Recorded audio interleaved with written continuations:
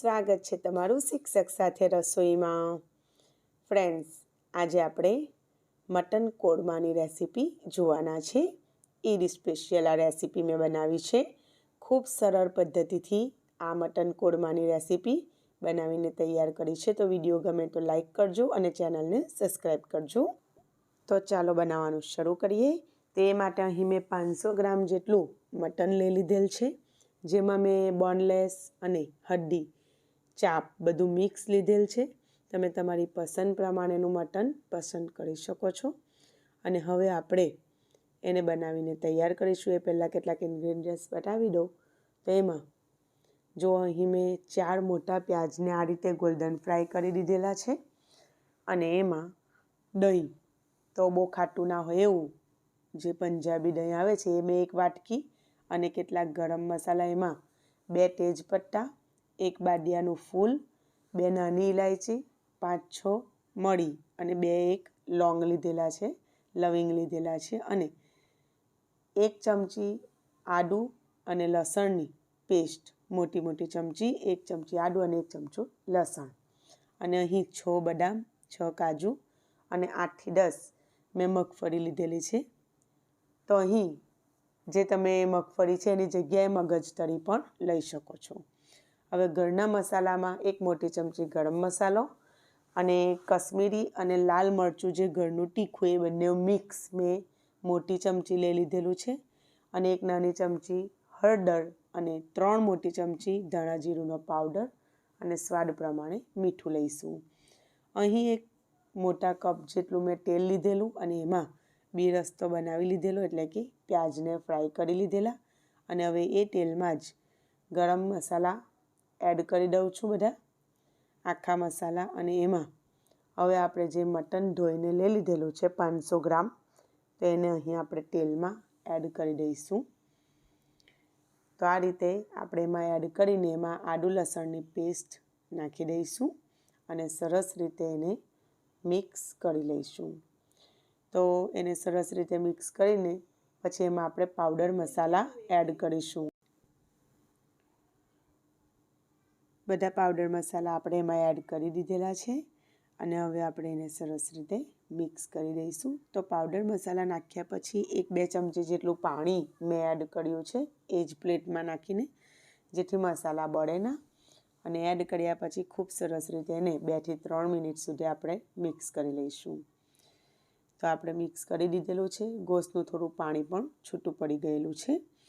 તો હવે આપણે જુઓ 5 થી 10 મિનિટ સુધી એને સરસ મિક્સ કર્યા પછી એમાં આપણે 1 ગ્લાસ જેવું મેં પાણી એડ કર્યું, અને હવે એમાં આપણે કુકરની ઢાંકણું ઢાંકીને પછી એને આપણે 4 જેટલી સીટી, પહેલી 1 સીટી આપણે ફૂલ ફ્લેમ પર લઈ લેવાની, ફૂલ ગેસ પર, અને પછી 4 જેવી સીટી આપણે મીડિયમથી સ્લો ગેસ પર લેવાની। તો એ સીટી આવે ત્યાં સુધી આપણે બાજુ પર જે તળેલા પ્યાજ છે એને આ રીતે મિક્સર જારમાં નાખીને એમાં જે કાજુ, બદામ અને મગફળી લીધેલી છે એ પણ નાખી દઈશું, અને જે દહીં 1 વાટકી લીધેલું છે એ પણ નાખી દઈશું, અને એની સરસ પેસ્ટ બનાવી લઈશું। તો એની પેસ્ટ તૈયાર કરી દીધેલી છે, અને બીજી બાજુ ગેસ પર જે કુકર મૂકેલું એમાં 4 સીટી આવી ગઈ છે, અને કુકરને એની જાતે મેં થોડી વાર ઠંડુ થવા દીધેલું, અને આ રીતે સીટી નીકળી ગઈ એટલે જુઓ ખોલ્યું છે તો ખૂબ સરસ તમે જોઈ શકો છો મટન ચડી ગયેલું છે, અને થોડી ઘણી એમાં કસર છે જે આપણે હજુ બીજા મસાલા નાખીને કરીશું એટલે કમ્પ્લીટલી ટેન્ડર થઈ જશે। તો હવે આપણે એમાં ગેસ ચાલુ કરીશું। આપણે સીટી લીધા પછી ગેસ બંધ કરી લો અને કુકરને ઠંડુ થવા દીધેલું, બરાબર?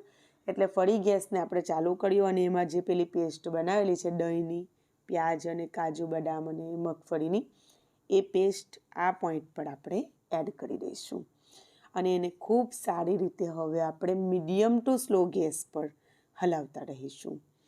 તો આ પોઈન્ટ પર આપણે બિલકુલ ઉતાવળ નથી કરવાની અને ફૂલ ફ્લેમ નથી રાખવાની, મીડિયમ અને સ્લો ફ્લેમ પર જ હવે આપણે એને મિક્સ સતત કરતા જઈશું, જેથી જે આપણે બી નાખ્યા કાજુ, બદામ અને મગફળી એનું જે કાચાપણું હોય એ પણ દૂર થઈ જશે, અને બહુ જ સરસ ગ્રેવી બનીને તૈયાર થશે, અને ટેસ્ટમાં બહુ જ ફાઇન લાગશે।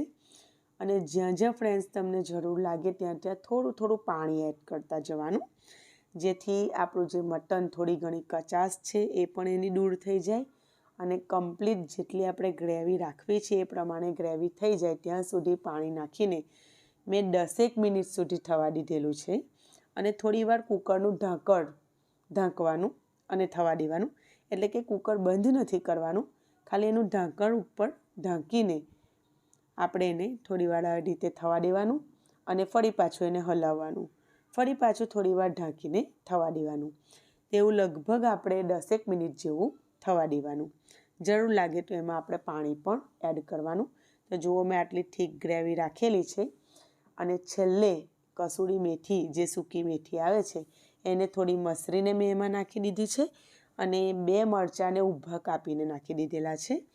તો કસૂરી મેથીથી બહુ જ સરસ ટેસ્ટ આવતો હોય છે. તો જો તમારી પાસે હોય તો જરૂરથી નાખજો અને ના હોય તો તમે સ્કીપ કરી શકો.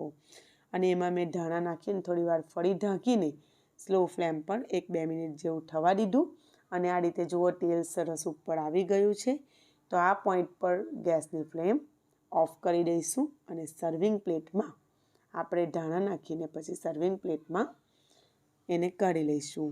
તો આ રીતે મટન કોરમો જો તમે તૈયાર કરશો, બનાવશો, તો વિશ્વાસ રાખો ઘરમાં બધાને બહુ જ ગમશે અને વારંવાર તમારી પાસે આ રીતે બનાવડાવશે અને આ ટેસ્ટને બધાના મોંમાં ટેસ્ટ રહી જશે એમ. એટલે આ ટેસ્ટ યાદ રહી જાય એવો રહેશે. એટલે ફ્રેન્ડ્સ, જો તમને વિડીયો ગમે તો તમે વિડીયોને જરૂરથી લાઇક કરજો અને ચેનલને સબસ્ક્રાઈબ ના કરી હોય તો કરી લેજો.